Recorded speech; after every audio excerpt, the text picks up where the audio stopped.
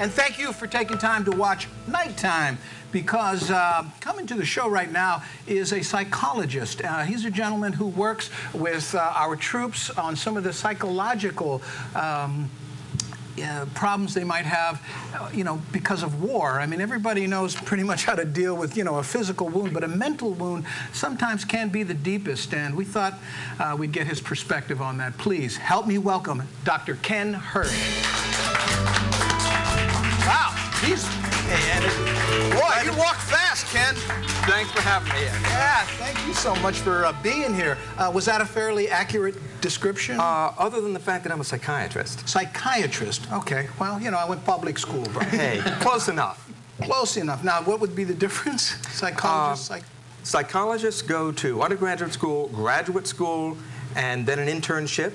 Okay. They learn about how people think and feel. That's their primary area of specialization. Psychiatrist goes to undergraduate school, specializing in pre-med, goes to medical school, then goes to residency, learning about how people think and feel, but also medicine. I'll take screwing up for $20. Okay, I'm more confused now than I was in the beginning. But that's all right, so are the rest of us. But that's your job, fixing those types of problems what people tell us. might have. Now, tell me, with the veterans of, I'm guessing, the Iraq War and some of the people in Afghanistan, you been there? The last time I was deployed, when I was on active duty, that was right after 9/11. Other than that, I have not been to Iraq ever. I hope never to go there. Thank you very much. The patients that we take care of right now are from both of those conflicts, as well as conflicts going back to Vietnam. Okay, and you're with the Veterans Administration? That is correct. Are you considered in the military? No, I was on active duty for 22 years. I'm now retired from the military, working with the VA. Okay, let's see what else I can get wrong. But you know what? The reason we wanted you on, because a lot of times, and I wasn't joking around in the introduction, the psychological wounds can be the deepest. That is correct, and they can also set you up for having a whole lot of purely physical medical problems in addition. So some of the veterans who utilize our regular medical services the most are those who have post-traumatic stress disorder. One condition can actually lead to the other. Give us an example. Hypertension, diabetes.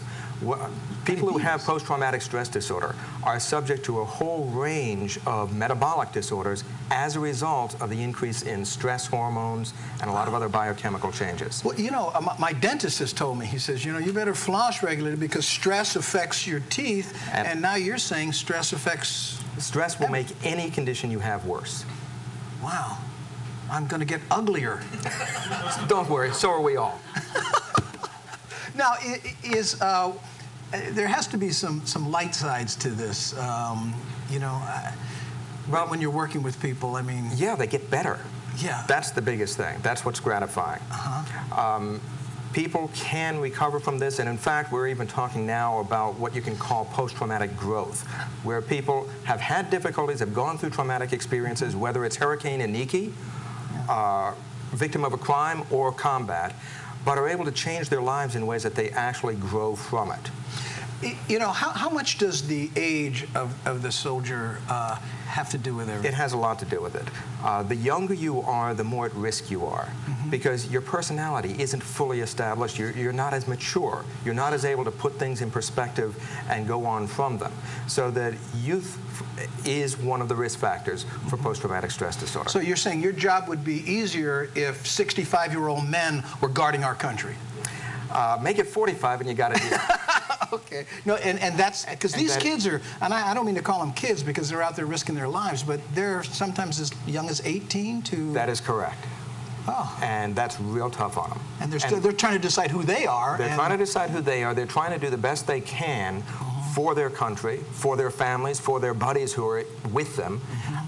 But they are the ones who are most at risk. Man. And what... as a complete layperson, it seems to me that getting to sometimes just talk about the experience might be the most difficult thing. It is, because especially in our culture and in many of the Pacific Island cultures, you don't talk about things that bother you.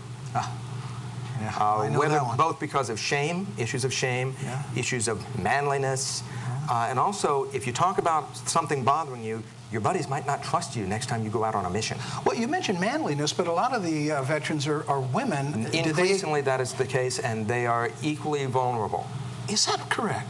That wow, that surprises me. I thought a woman. Oh, they may talk about it with more willingness, but they're as vulnerable to the condition, to the problems. I see. Okay. Are they easier to treat because they're more willing to speak about it? No, because we're able to get people to open up pretty easily once they come in for assistance. What can the general public do to help? Number one, recognize that people with post-traumatic stress disorder typically are having trouble because the very things that kept them alive when they were in the combat zone are hurting them here. When you're in the combat zone, you're always on alert, you're always on edge, you're always on guard. You come back home, and that translates to hair-trigger temper. It translates to not trusting people, looking around, where might the next shot come from, or the next, who's going to be bringing in the next vehicle-borne IED. Boy, man, well, thank you so much. This is so interesting. My pleasure. Ladies and gentlemen, don't run off. Don't run off. Dr. Ken Hirsch, thank you. We'll be right back with a Sensually Yours fashion show when Nighttime returns. 1 minute, quick break.